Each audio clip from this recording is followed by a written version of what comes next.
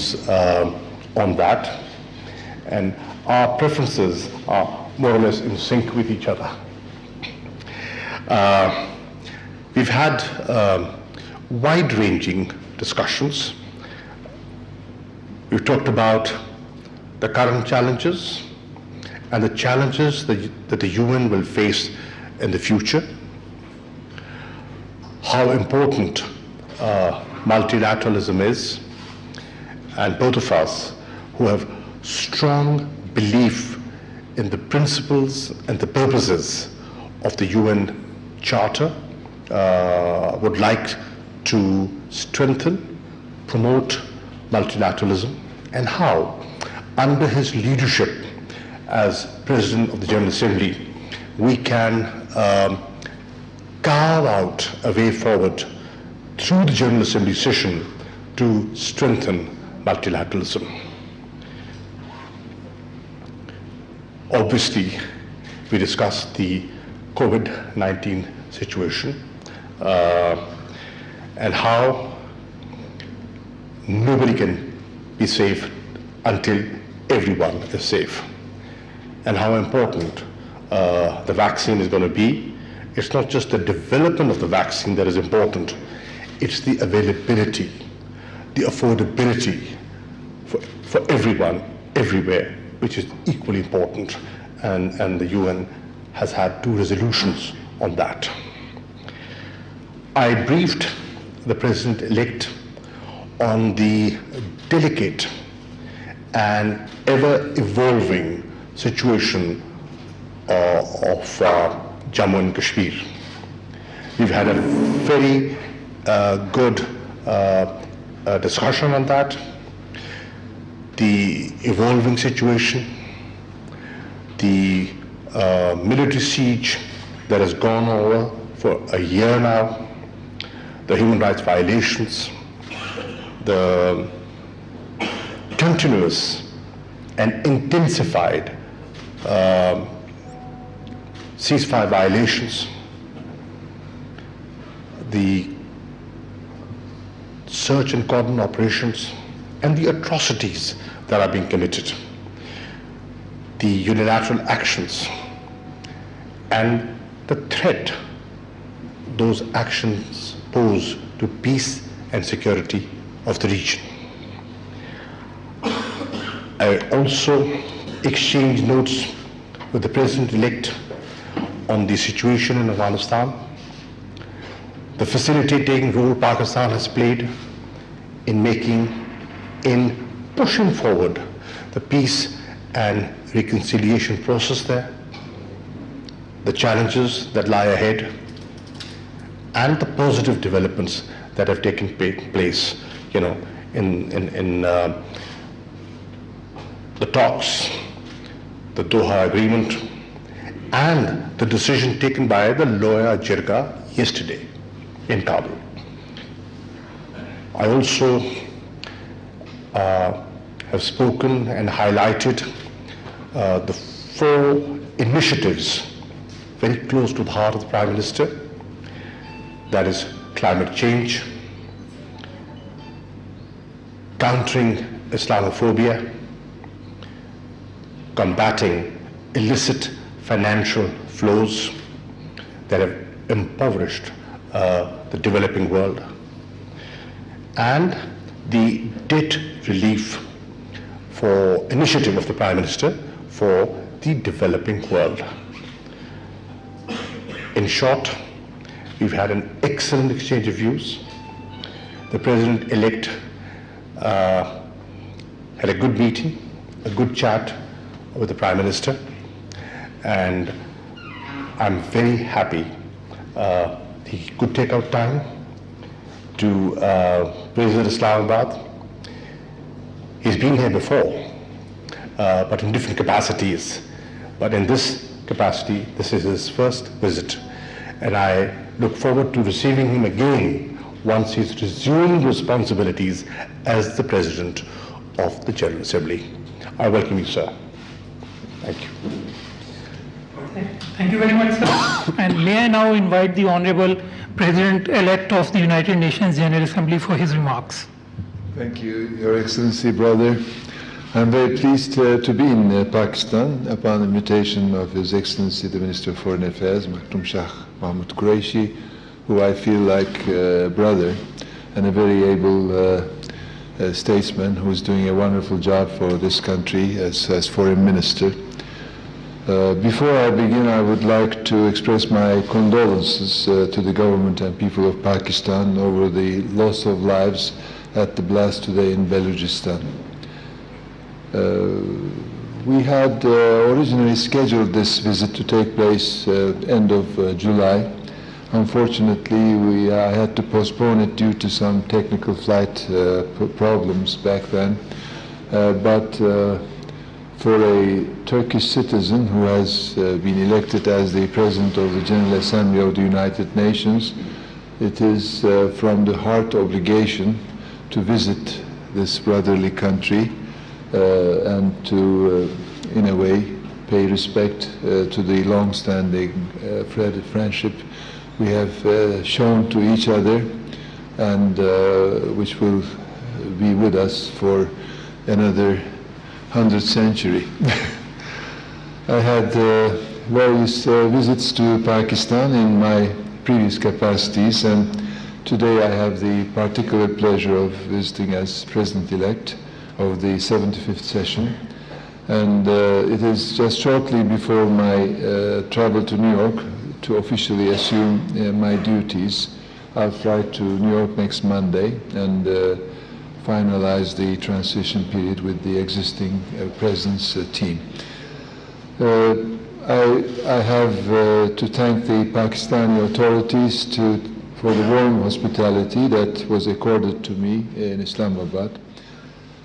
Pakistan is a key country at the United Nations, and it is one of the reasons, beyond our long-standing friendship and brotherhood, that from the United Nations perspective, this visit was absolutely necessary as well. Pakistan is a member of the Group of 77 and China, Non-Aligned Movement, and the Organization of Islamic Countries. And it is not just being a member to these groups, it is an active member where everybody looks what Pakistan is proposing or doing in order to move in these groups. Also, Pakistan makes extensive and substantial contributions to the United Nations work in all its pillars, including peace operations. And I'm looking forward to close cooperation with Pakistan in my term as the President of the United Nations General Assembly. I have chosen a distinguished Pakistani diplomat as my Deputy Chief of Cabinet, and I'm confident that with his extensive experience in UN issues, Ambassador Farooq Khan will make substantial contribution to the work of my office and the 75th session of the General Assembly. I'm also looking forward to a fruitful and close cooperation with Pakistan's permanent representative in New York, Ambassador Munir Akram, a good friend and very able diplomat, who is currently the President of the Economic and Social Council, ECOSOC. So the agendas of these two decision-making bodies out of four, namely the President of the General Assembly, Security Council, Secretary General, and ECOSOC. These are the four pillars of the United Nations decision-making and progress-making system. And we have to see that these institutions and bodies not contradict but complement each other and avoid any overlapping in their agendas. So we will try to harmonize the essential work of these four organs, but having Ambassador Munir Akram on top of the ECOSOC will make life very much easier and to establish the coordination. Today I have called on His Excellency the Prime Minister, Imran Khan. I was very much honored and impressed about our discussion. He's a well-known political figure in the world, and I think he has a vision for the region and for the world peace and security, and also with important issues the world is dealing, like the climate change, or reaching to the countries in difficulty, least developed countries, landlocked countries, small countries, island countries, Asian countries, African countries. I think we are looking to the same direction, that the United Nations role must be more towards the countries in need than the countries which can do without the United Nations.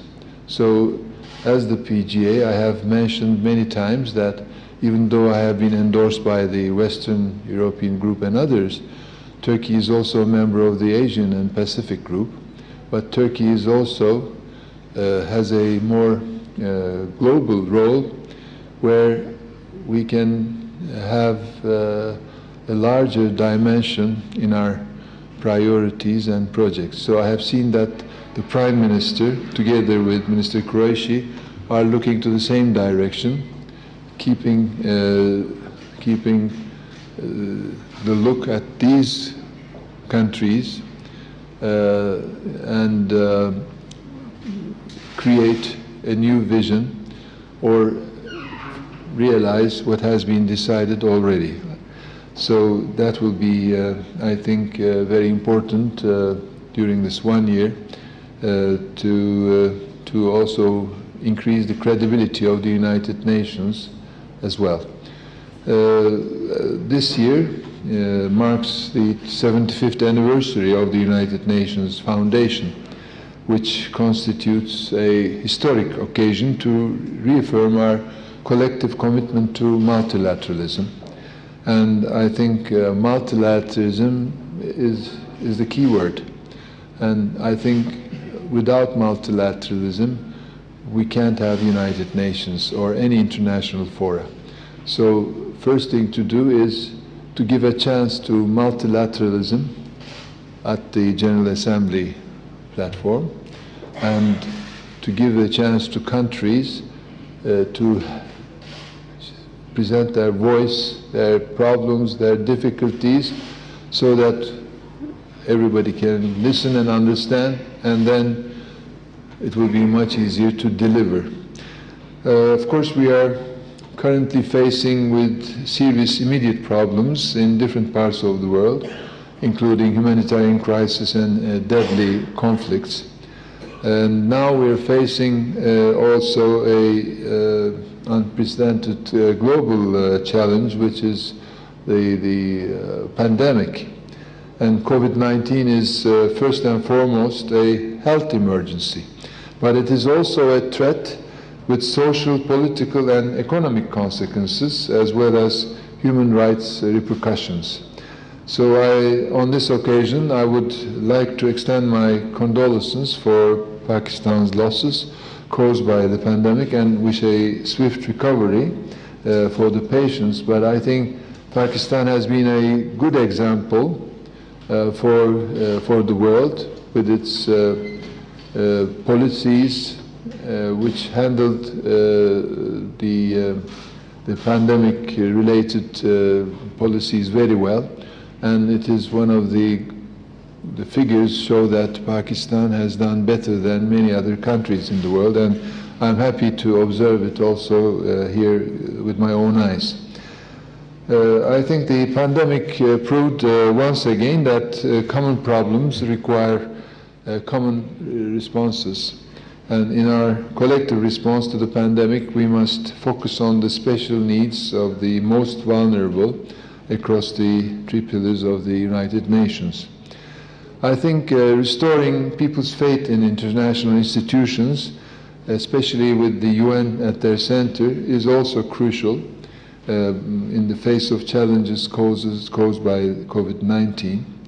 And UN General Assembly has a central role to play in this global fight against pandemic and safeguarding multilateralism.